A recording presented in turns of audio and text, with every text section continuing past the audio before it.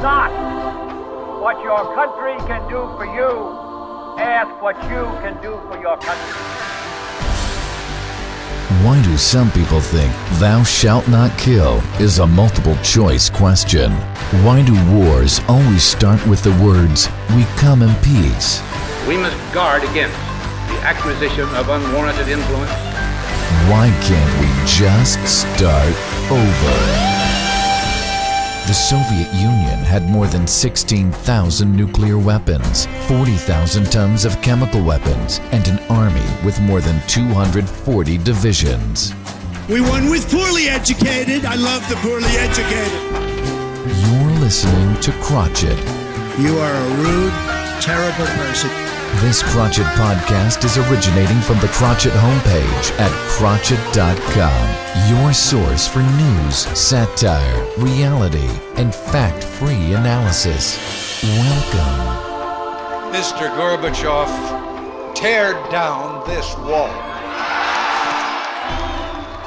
Krotchett. Hey folks, this is episode number 3 of 2025. Welcome one and all. Let's get right to it with next week's news right now. Coming up, next week's news. A Krotchett look at the inevitable mess this week's news will create for next week. Now here's Krotchett. Here's a roundup of next week's news, in government, or whatever we call it now. In a surprising turn of events, a federal judge has temporarily blocked President Trump's executive order to pause federal assistance funding. Americans nationwide are celebrating what they're calling Free Money Day, with social media flooded with memes of cash raining from the sky. One enthusiastic citizen tweeted, "Looks like it's time to finally fix that leaky roof, or buy a new jet ski. Hashtag thanks judge." Economists warn that this sudden optimism might lead to a spike in frivolous spending, but for now, the nation is reveling in the unexpected windfall. Meanwhile, inflatable Uncle Sam costumes are reportedly sold out as people plan parades in honor of the judiciary. In health news next week, with the recent federal judge's temporary block on President Trump's freeze of federal grants and loans, many Americans are left in a state of confusion regarding healthcare funding. In response, a growing number are turning to YouTube for medical advice. The platform has seen a surge in searches for DIY medical procedures, with videos like home appendectomy tutorial and DIY root canal in 10 easy steps trending. Medical professionals are alarmed, noting an increase in patients presenting with complications from self-administered treatments. One ER doctor commented, "We've seen everything from garlic-infused earplugs to treat infections to attempts at homemade vaccines. It's a medical Wild West out there. As the funding situation remains uncertain, the line between healthcare and home improvement continues to blur." Moving on to technology highlights. The debut of China's AI chatbot DeepSeek has sent shockwaves through Silicon Valley, leading to what insiders are calling a collective existential crisis among American tech developers. In response, companies are hastily rebranding their own chatbots with names like WokeBot and VirtueSignal.ai to appeal to socially conscious consumers. One developer lamented, "We thought we were ahead, but now we're just trying to keep up with the machines we've created." Meanwhile, self-help groups for AI anxiety are popping up, offering support for those grappling with the realization that their creations might outsmart them. As one attendee put it, "I used to fear robots taking our jobs. Now I fear them taking my therapist's job." In sports news, as the Philadelphia Eagles and Kansas City Chiefs gear up for a Super Bowl rematch, fans on both sides are enrolling in trash talk training camps to up their game. These workshops, led by seasoned sports commentators, teach the art of the perfect taunt, the science of the sarcastic cheer, and the history of the most legendary fan feuds. One participant proudly declared, "By game day, I'll be able to insult a Chiefs fan's entire lineage in under 30 seconds. Merchandise sales for witty comeback flashcards are soaring, ensuring that this Super Bowl will be as much a battle of wits in the stands as it is on the field finally in the arts. Following the Louvre's announcement to relocate the Mona Lisa as part of its expansion, museums worldwide are re-evaluating their own layouts. The British Museum has hinted at plans to move the Rosetta Stone to a more Instagrammable location, while New York's MoMA is considering a rotating exhibit where visitors can vote on which artwork should be displayed or stored. Critics argue that these changes pander to social media trends, but museum directors counter that adapting to contemporary audiences is essential for cultural institutions to remain relevant. As one director noted, if a social media thinks a selfie is a masterpiece and it brings people through our doors, so be it. Krotchett.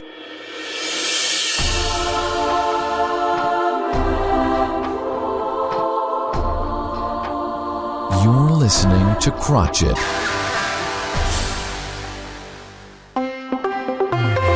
Join Krotchett for a sharp, satirical dive into history's blunders, revealing their uncanny parallels with today's missteps in a segment we call Rinse and Repeat.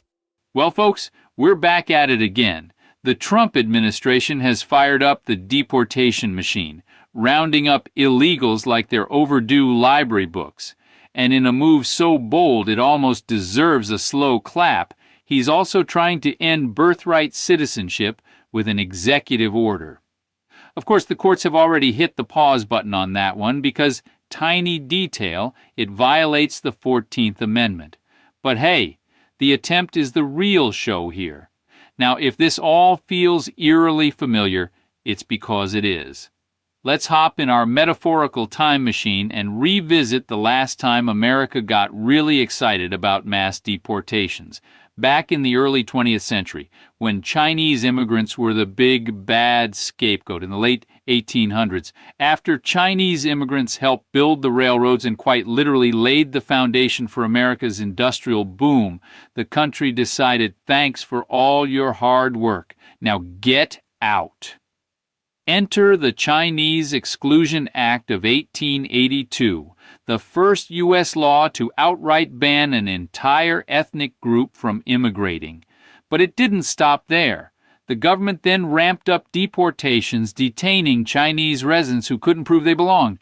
They even built Angel Island, basically a West Coast version of Ellis Island, but instead of welcoming people, it was more like a waiting room for deportation. Chinese immigrants were locked up, interrogated, and often sent back over paperwork technicalities.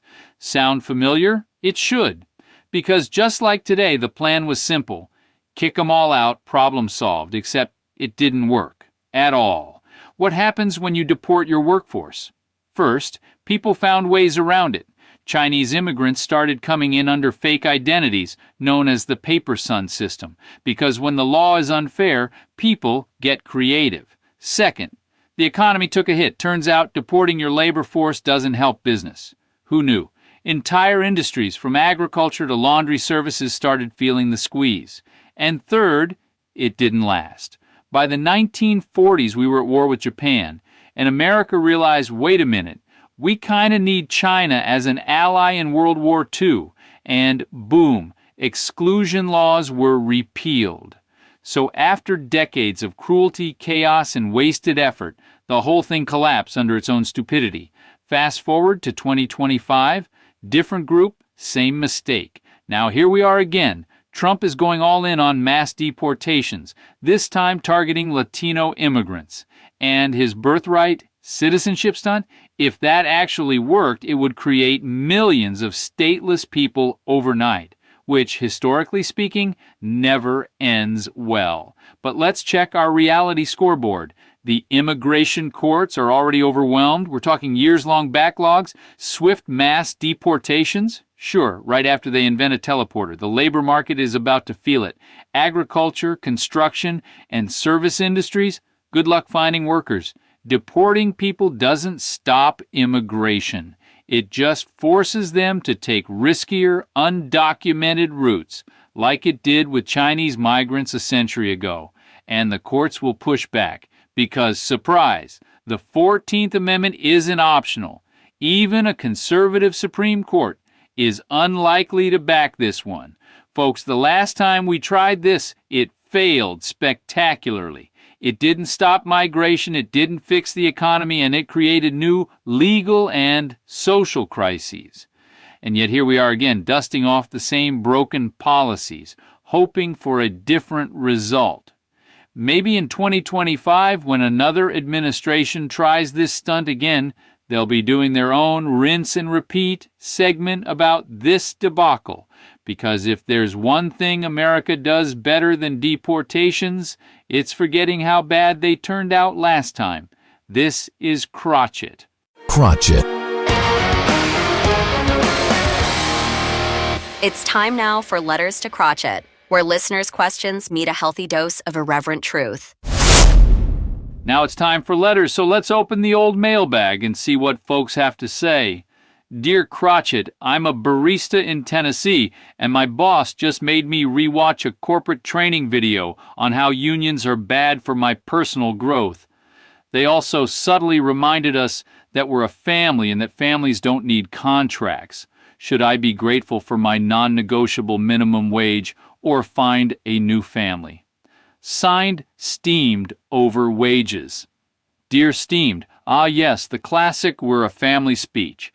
Right up there with it's not you, it's me in terms of manipulative nonsense. See, when a company calls you family, what they mean is we expect you to endure dysfunction, unpaid emotional labor, and possibly some light verbal abuse without ever asking for a raise. Tennessee is a right-to-work state, which in corporate speak means right to fire you for sneezing too loudly near a latte machine. Starbucks, Amazon, and a few other warm, fuzzy mega corporations have been aggressively union-busting lately, trotting out their concern for your well-being while somehow not being concerned enough to offer basic job security. So no, you shouldn't be grateful for your boss's low-budget propaganda. You should be looking up the National Labor Relations Board's website on your break, assuming, of course, they still let you have one.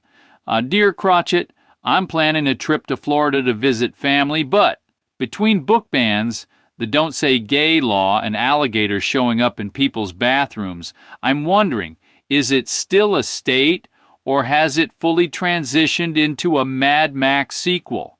Signed, Confused in Connecticut. So confused, this is how it is. Florida is less a state and more a choose-your-own dystopia experience.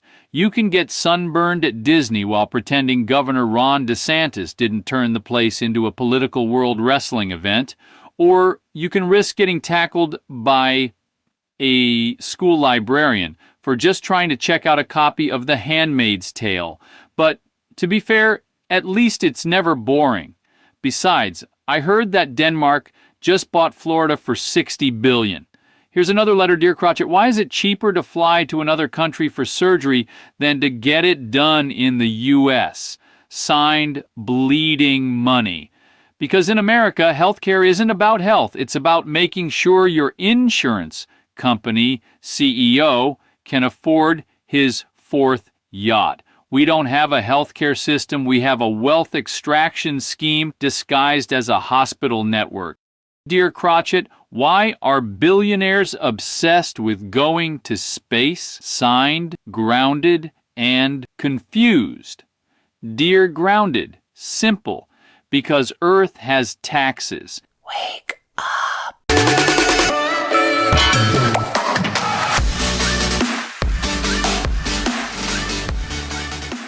Today's feature, where Krotchett takes a deep dive into those uncomfortable truths we'd rather ignore, like discovering the good old days were mostly just bad decisions. It takes a certain kind of genius to convince a nation that a self-inflicted wound is actually a brilliant strategy. Donald Trump, a man who has rebranded bankruptcy as winning, has now introduced the world to the marvel of his new tariff strategy. The premise is simple. Slap tariffs on imports to punish foreign governments and watch as the American economy soars. Except, of course, it doesn't, because foreign governments don't pay the tariffs. You do. Let's break this down in terms even Trump himself might misunderstand. A tariff is essentially a tax on imported goods. The tax is paid by the importer, typically an American company, which then passes that cost down the line to wholesalers, retailers, and ultimately, consumers. That's right. When you're shelling out an extra 20% for that washing machine or paying more for your avocado toast, it's not because Mexico or China sent the White House an angry check. It's because the American government decided to tax itself and call it a punishment for foreigners. So, where does all this tariff money go? Here's the fun part. It doesn't just vanish into a void of government programs or taxpayer rebates. No, that would be far too mundane. Instead, under the Trump administration, this money flows into the pockets of a government now packed to the brim with Trump-appointed businessmen. Imagine an oligarchy but with tariffs. A tariffarchy, if you will. In this brave new tariffarchy, billions of dollars collected from American consumers now sit in a discretionary pot controlled by officials who owe their appointments not to merit, but to their ability to keep a straight face while calling Trump a stable genius. These are the same officials who can now decide how to distribute those funds, whether to subsidize certain industries, bail out struggling businesses, or simply pad the federal coffers for future adventures in economic self-sabotage. The possibilities are endless when you're playing with other people's money. Take, for example, the agriculture bailouts, a $28 billion Band-Aid slapped on farmers left reeling from retaliatory tariffs by China and the EU. That money didn't appear out of thin air. It was siphoned directly from the pockets of consumers paying more for goods across the board. Essentially, the administration has created a feedback loop where they tax you more, hurt key sectors of the economy, and then swoop in as the heroes handing out checks funded by your own inflated grocery bill. And who's ensuring that this money is distributed fairly? Why, the same cadre of Trump loyalists who have turned the federal government into their personal clubhouse. These are individuals whose qualifications often start and end with the phrase I've stated at Trump Hotel. The conflict of interest isn't a bug, it's a feature.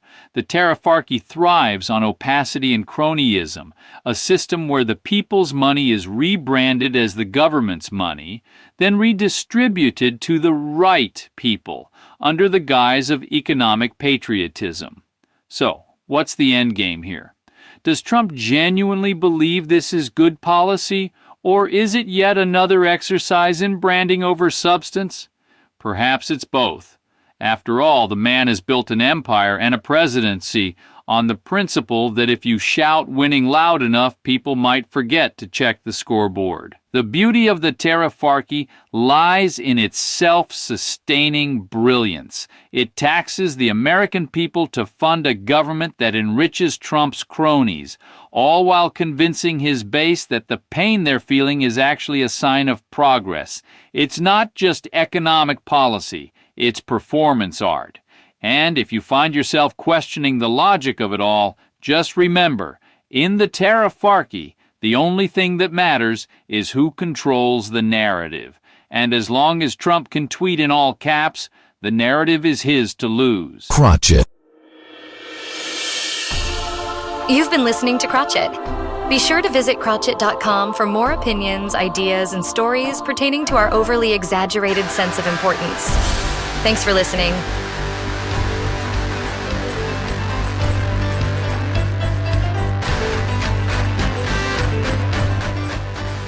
And this is how it ends.